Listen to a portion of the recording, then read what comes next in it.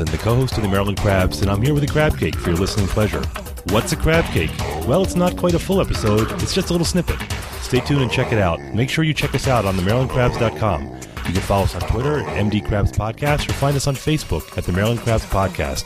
Don't forget, subscribe, rate us, iTunes. Go there now. It's the Maryland Crabs, and we have Larissa Hayden on the line. She's calling in from, where are you calling in from, Brooklyn? I'm calling in from Brooklyn, New York, yes. So you're a hipster? You live in Williamsburg, the fancy beers? I live in Queens, so I actually don't know what the stereotype is. I feel like the stereotypes haven't yet hit my neck of the woods, fortunately. My father's from Queens.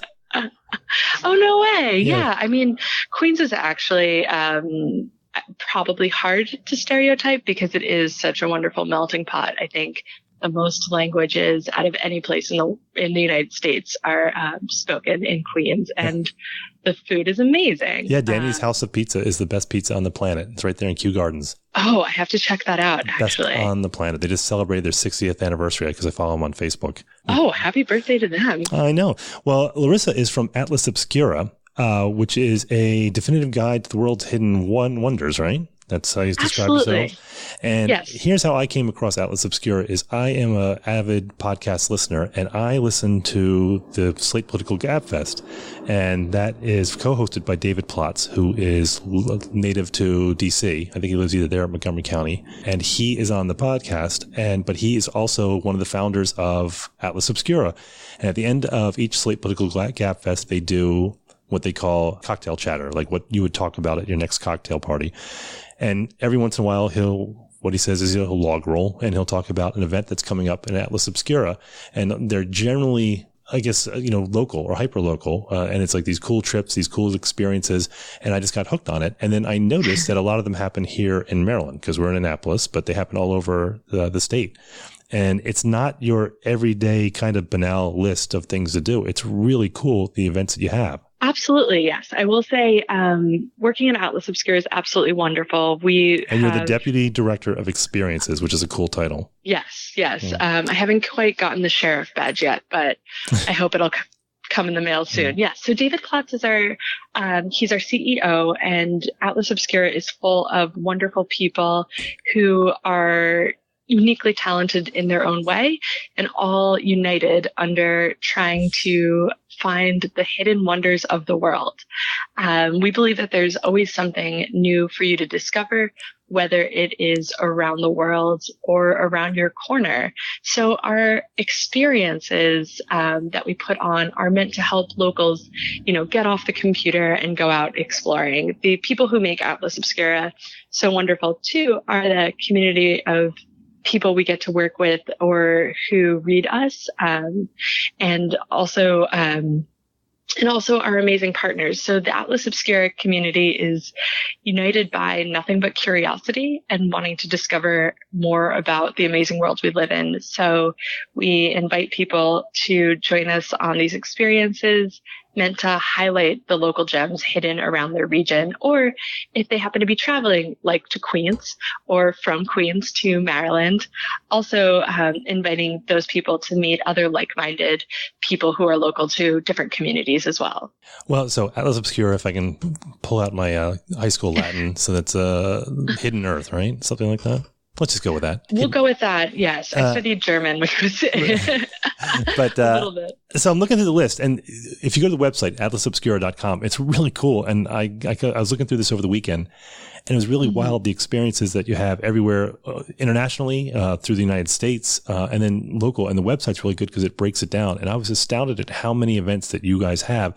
And not only the amount of events, but just these sites that you can go to, how cool they are. Maryland is not large geographically, and I thought I knew most everything about the state. And there's just so many cool things on here, like the Forest Haven Asylum that's in Fort Meade, in Ellicott City, of the Haunting Hell House Altar at St. Mary's College. I mean, you have all these things that are really cool. Absolutely. And I was a fan of Atlas Obscura long before I joined. And it was founded on this principle. If you were to come visit me in my hometown, I would have so much advice and local tips about all of the hidden gems of that place. And if I might visit you, you might also have a whole bunch of, tips and insider information that I might not have access to. So if we all get together and share that information on our website, which is all user generated, it goes through an editorial process, but it's all tips that people share about the places that they live and the places they visit, then we can all have access to this deeper layer of understanding about a region. So is it crowdsourced? I mean, because I know there's a community on here that I didn't realize that, and it's people who there are these boards on here and they talk about things and they have points and they have leaderboards and all those things. Absolutely. It's crowdsourced. We have people, who use the website in different ways. I used to use it, and I still do when I travel to find the hidden gems of a region, but I also add places. So I've recently added, a place in the hometown where I grew up in New Jersey, where World War II ended, and it's now a Burger King lot. And it's, kind of a hidden place there. Or I was recently in Utah, and I met a woman who bought a ghost town, and she's slowly rebuilding it into an art residency. So I'm adding these places so that when people come across them in Utah or New Jersey or wherever, they're able to also find them, visit them, and experience them. So Annapolis is pretty small. We're a small town on the bay here. I'm looking at the things that you have here, and the Banneker Douglas Museum, which I can actually see out my window right now. John Paul Jones Crypt, there's one. But the USS Agerholm model, this 16-foot intricately designed model of the Gearing-class destroyer, has been called the most detailed model ship ever built. I didn't know this was here. I had no idea. Our audience tends to love meticulously handcrafted things. So I think you'll find a lot of things that are made with love and care and intensity. Which is not necessarily something you'd find from another guidebook. It looks like it's divided into a few sort of events that you have. You have events where, on this day at this time, we're going to meet and this is what we're going to do. And then you have just sites where you're like, if you're in town, you can just go by and see this. Exactly. And frequently there's a lot of overlap. We'll find and document places through the atlas, as we call it, and then host experiences there that are meant to, give people a reason to go there or give people deeper access to go there. Or it happens the other way where a partner will come to us and say, hey, I'd really love to go visit the Seneca Quarry and explore the ruins. And then that also helps us build out the place page on the atlas. There's so much here. I'm browsing through this as we're talking now, but like I said, the Guanaco Amusement Park, that's a classic. We've been around there I grew up around there, but the Maryland Gold Mine Ruins, that's in Potomac, Maryland. The ruins of this long abandoned, unsuccessful gold mine can still be found. There's a picture of this mine that's abandoned. The Laurel Dinosaur Park, Paper Moon Diner, the Fitzgerald's gravesite, Great Gatsby. Yeah, and Maryland is such a wonderful place too. Obviously it has deep, deep layers of history. It has so many amazing, wonderful people who came through it in terms of the arts. And then there's also a lot of really interesting contemporary arts too. I was saying to you earlier that one of my favorite places in all of the world is in Baltimore, the Visionary Arts Museum. And going there and knowing that place existed really changed for me what I thought about what art could be, what a museum could be, and who heroes could be. So just having that place and knowing to look at that place, opened up the world for me, which was just a really incredible experience. So do you book all these? Is that part of your job, is where that you find these places, people suggest them to you, and you make the calls and say, hey, we want to add you to the list, or do you want to host an event? I am part of the events team, yes. So I work very closely with the places team, but what typically happens is we'll start with a really unique place. Place is so important to everything that we do, uncovering these hidden places. And we'll work with them to either find a tour guide who will bring people to those places, or working with the location themselves. So I'm thinking of a person who is doing something incredible, which is owner of the Atlantic Kayak Company, Kimberly. And she has been running this experience for years for us, which is a kayaking trip to the ghost fleets of Mallows Bay. It's the largest concentration of shipwrecks on the Western Hemisphere. So what she does is she brings people out in kayaks to the Potomac River and teaches people about all of the ships that are there. I believe some of them go back centuries. Yeah, probably 1600s. So you're able to actually have this guided experience where you're in a man-powered vessel, and then experiencing history up close, which is really phenomenal. Do you get to go to a lot of these? I do, and it has absolutely ruined everything for me. When I go to events that are not made by Atlas Obscura, I personally find that they're very different. At Atlas Obscura, we tend to work with people who have these really incredible perspectives, but also are incredibly thoughtful throughout the entire process, from how warm and interested they are when they greet you to the experience themselves. So it's hard to go to something that's not on that level outside of Atlas Obscura. So I'm lucky that I get to go on a lot. Yes. What was your favorite event? Gosh, my favorite thing. I just went to something last weekend. I'm just saying that because it's the most present. And it was in the Pine Barrens of New Jersey. Oh, and the Jersey Devil. Yes, exactly. And the Pine Barrens, it's called the spookiest place in America. It's certainly spooky, but it's beautiful. And I never actually had that layer revealed to me. No one ever told me, hey, the Pine Barrens could be beautiful. But working with someone who produces events for Atlas Obscura out in Philadelphia, he actually he created an immersive film screening and showed a film that really highlighted the beauty of the Pine Barrens and brought in a live orchestra. So, for example, last weekend I saw a live orchestra in the middle of the Pine Barrens playing along to a film. And then afterwards, we all camped out in the Pine Barrens, and talented and wonderful musicians sat around a campfire and played us songs. So, all in a day's work. That's really cool. My job's not nearly that much fun. The Pine Barrens are cool. I go there quite a bit just because we go to Cape May, New Jersey a lot. We have a family house there. So we drive through it. And when you drive through during the day, it's what you said. It's really cool. You drive through at night. It is spooky. And it is called the scariest place in America, or the spookiest place in America. But at night, you could see the Jersey Devil popping out. Yes. And everyone has their own story of the time that they saw the Jersey Devil or the time their friends saw the Jersey Devil. I should actually bring up that Atlas Obscura just launched a new feature that allows you to find places in along your drive. So if hypothetically you're driving from Maryland to New Jersey, you can put those two endpoints on our map, and it'll tell you what's in between. The only thing that I can imagine is in between. I think in Delaware, the rest stop of the future is in between. So you should. Yeah, there's not much in Delaware. I think that's the one thing they have, pretty much.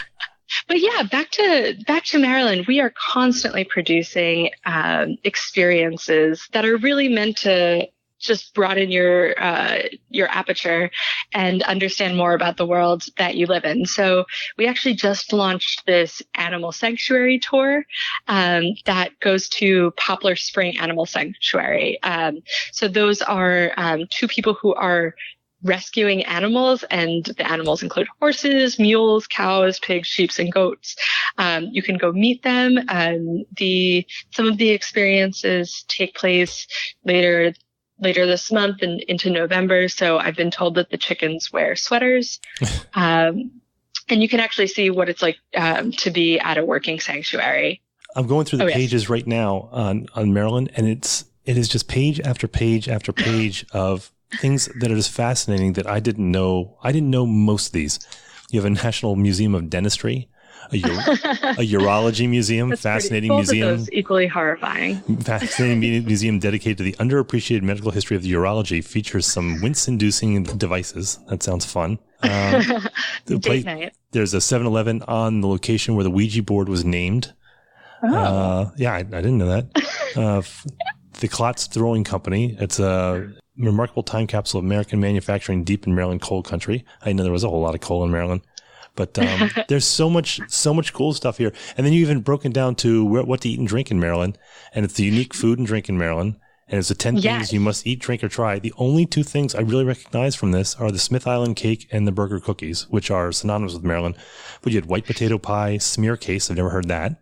Beach plum jelly, lemon stick, sugar toad. I didn't recognize, shit on a shingle. That's classy. But I didn't recognize the rest of those. It's funny that you dust these off. I interviewed John Shields, who's the culinary ambassador to the Chesapeake Bay a few weeks ago, and he introduced me to the Maryland stuffed ham, which I didn't know anything about, but I want to run some of these by him because these look really cool.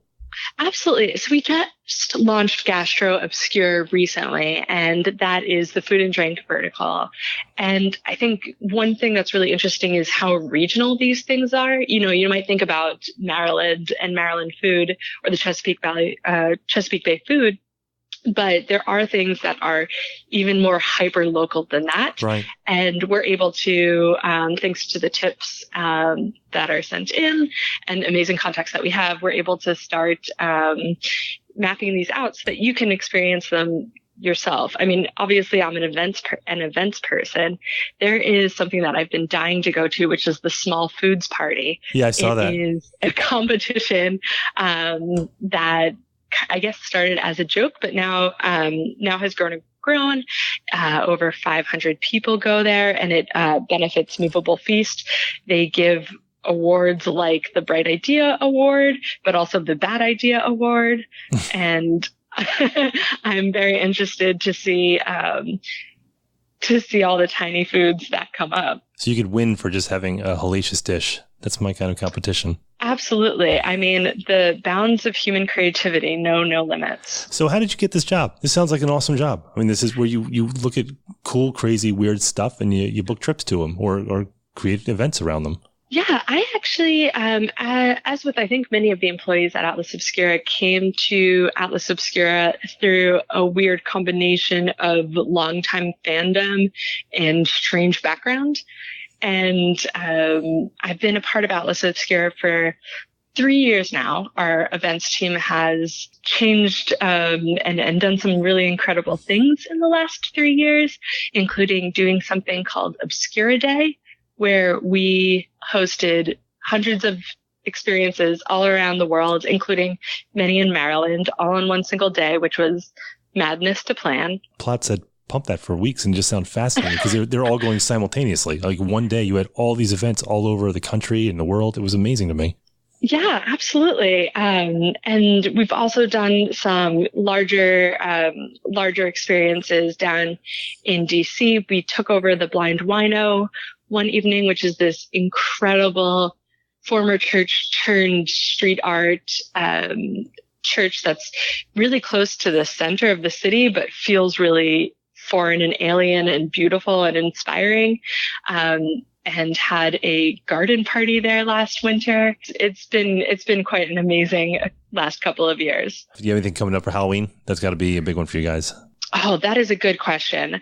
Well, in terms of, in New York, we are going to Execution Rocks, which is a island with a lighthouse off the coast of Long Island. And we're doing that to celebrate the new film that's coming out, The Lighthouse.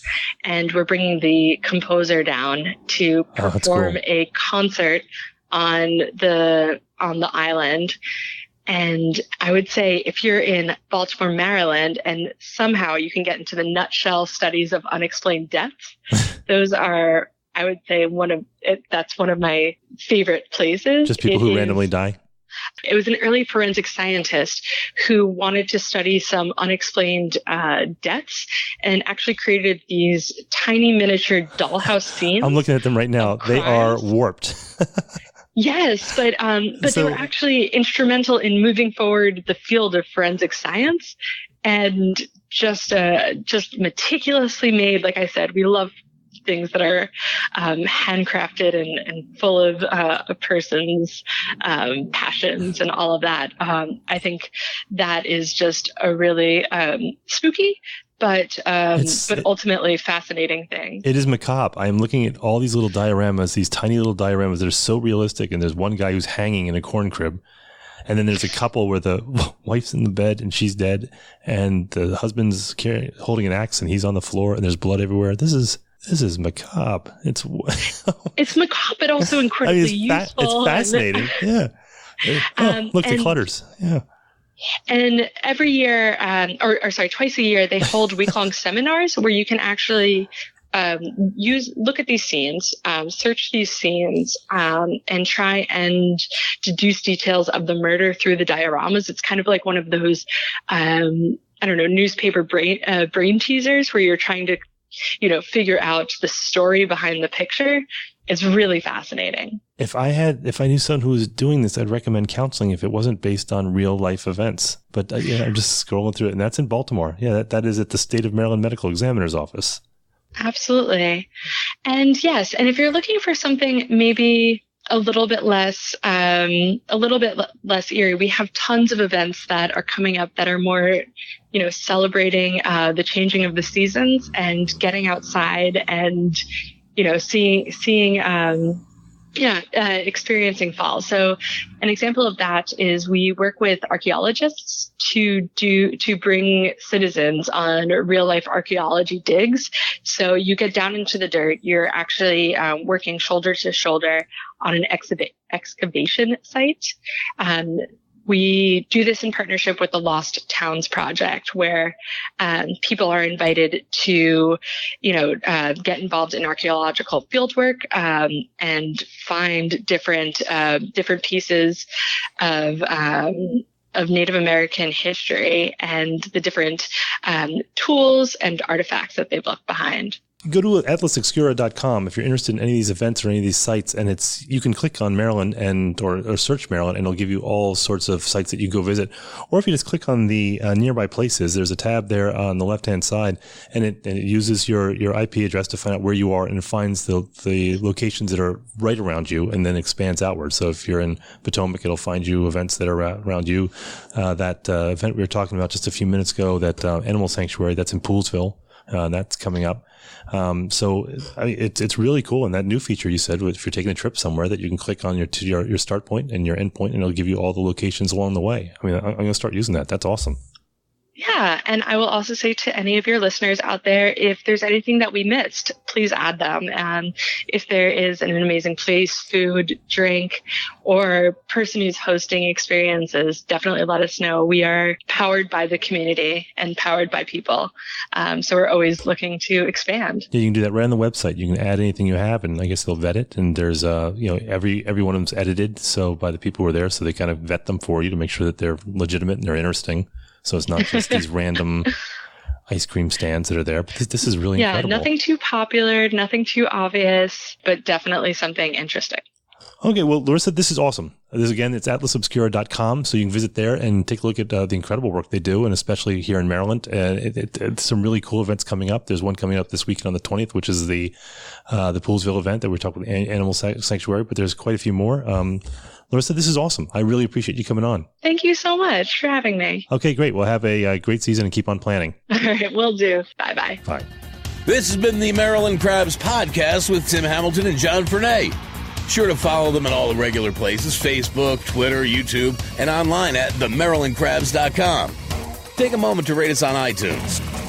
Now, get the hell out of my kitchen. Seriously, go! You're still here? It's over. Go home.